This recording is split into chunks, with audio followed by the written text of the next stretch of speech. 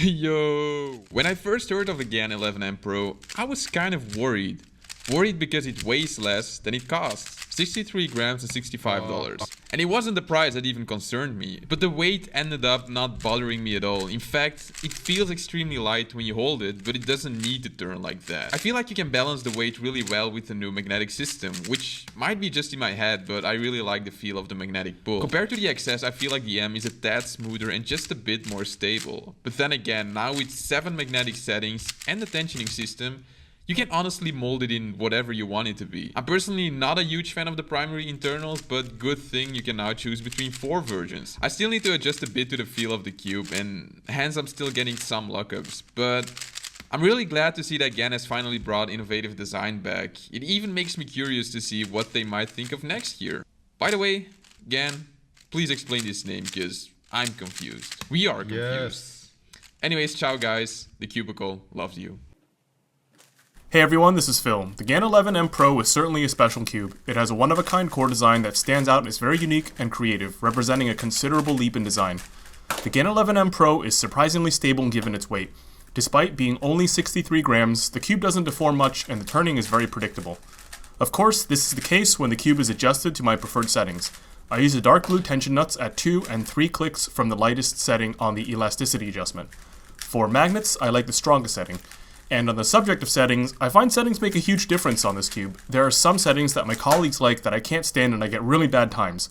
However, when I'm on the settings I prefer, I can easily get better than average results. The cubing experience on the GAN 11M Pro is exceptional under the right circumstances. Overall, I think anybody getting this cube should take some time to experiment with the settings. Exploring the cube can make a huge difference in performance. And on a side note, it's actually quite fun.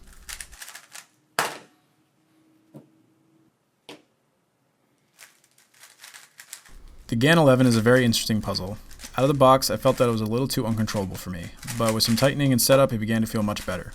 For reference, I kinda disliked the GAN XS. It was way too fast and I couldn't get used to it no matter how hard I tried. The GAN 11 is different though. It is just as fast as the XS, but the control is there. This is probably due to the extra magnets in the core and the corners, so I'm a big fan of that. I still can't quite get my normal times on this cube, so I doubt it will become my new main, but I'm glad that GAN has introduced a new level of innovation with the GAN 11. I'm sure it will be a very popular flagship for 2021, and we can't wait to start servicing them in the Pro Shop.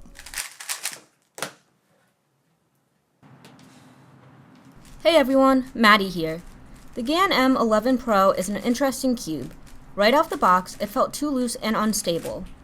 With some setting up, it does feel better, but not great.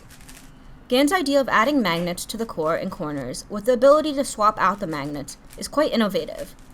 You can tell that there is a very strong magnetic pull when you are turning a layer slowly, ending up with the layer quickly aligning itself without assistance.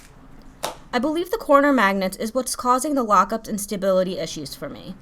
It's frustrating having to pay a lot of attention to turning accurately while solving and not being able to spam TPS, especially during last layer. As a flagship, I didn't anticipate this being an issue. I like the smooth and crisp feeling of the cube itself, but can't seem to get consistently good or even average times on it. But it's cool that GAN is giving options for different surface textures, matte, UV, or soft, and internal plastics, black or primary. While the GAN 11M Pro is a good cube and will surely please many cubers, it just isn't for me.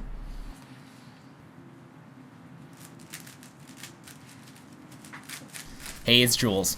Empty your wallets, y'all. It's another GAN cube you're gonna get regardless of how it is.